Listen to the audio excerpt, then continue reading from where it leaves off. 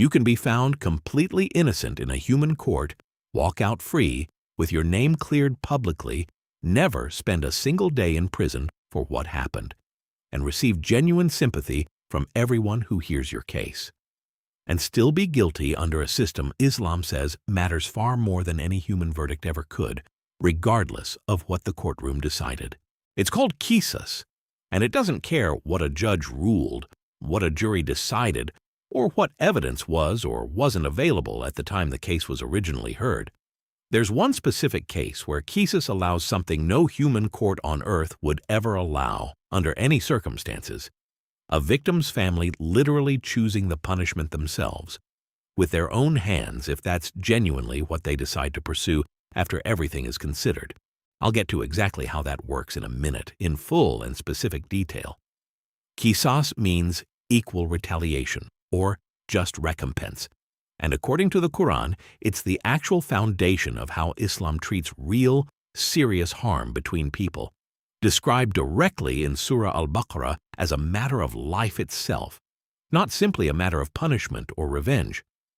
And there is for you in legal retribution life, O people of understanding, that you may become righteous. Not revenge carried out in a moment of anger, without thought or structure. Not a simple, careless eye for an eye applied without any real oversight or restraint. A precise, deliberate system built around one core idea that runs through the entire framework. Harm has to be answered proportionally, and only by the specific people actually entitled to answer it under clear guidelines, not by anyone else who happens to feel strongly about the situation from the outside looking in. Under Qisas, if someone is killed or seriously harmed, the right to seek justice belongs specifically and directly to the victim or their closest surviving family members, not the state acting on their behalf, not a judge deciding entirely alone, and not society in general reacting out of collective outrage or public pressure. This is the part most people never actually hear about how this system genuinely works. The family holds real, direct, personal authority over the final outcome of the case. They can demand equal retribution, matching exactly what was done to their loved one. They can accept financial compensation instead, called diya, calculated according to specific well-established guidelines. Or they can simply forgive the person entirely with no punishment carried out at all, for reasons known only to them.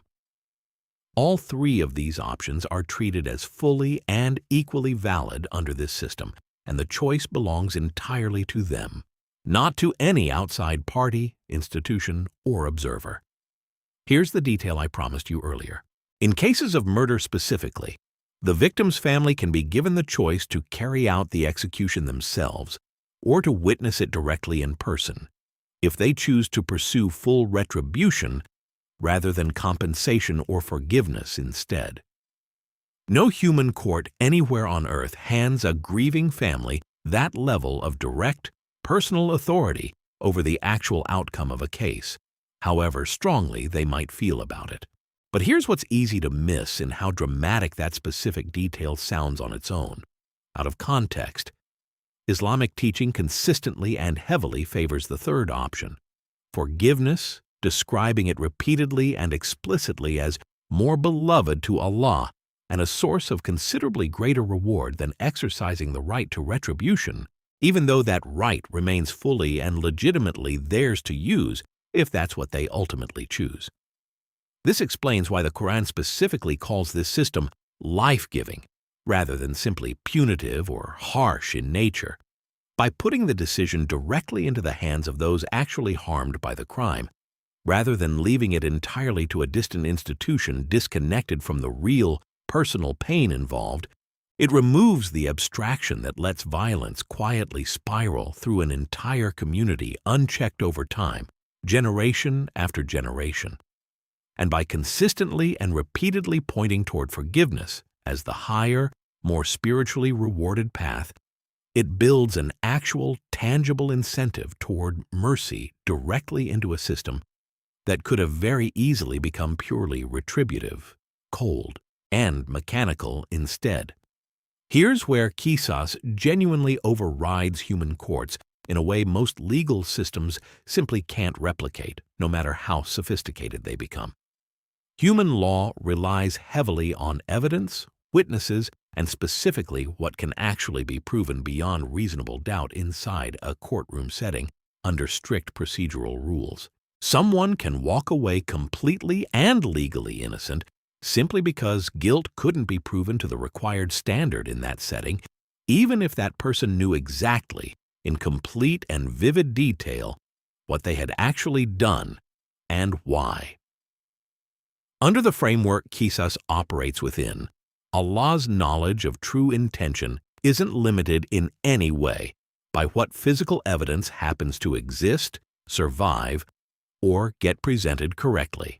A person can walk out of a human courtroom fully cleared, even celebrated publicly as innocent, and still carry complete and total responsibility for what they actually did, inside a system that no lawyer, no legal technicality, and no lack of evidence can ever reach, weaken, or undo. This connects directly to almost everything covered in this series already.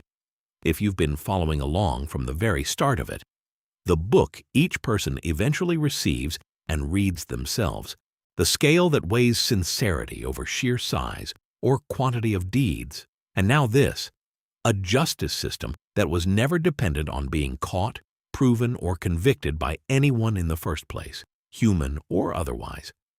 Some things genuinely stay within human jurisdiction, decided and settled here in this life, for better or worse. Nothing stays permanently hidden from this one, no matter how much time passes or how carefully it was concealed from everyone else. If you've been following this entire series so far, from the very first video, you now understand almost every major piece of what happens both during this life and immediately after it ends. Subscribe, because next we're covering something that ties every single one of these pieces together into one complete, unified picture. You genuinely don't want to miss that one.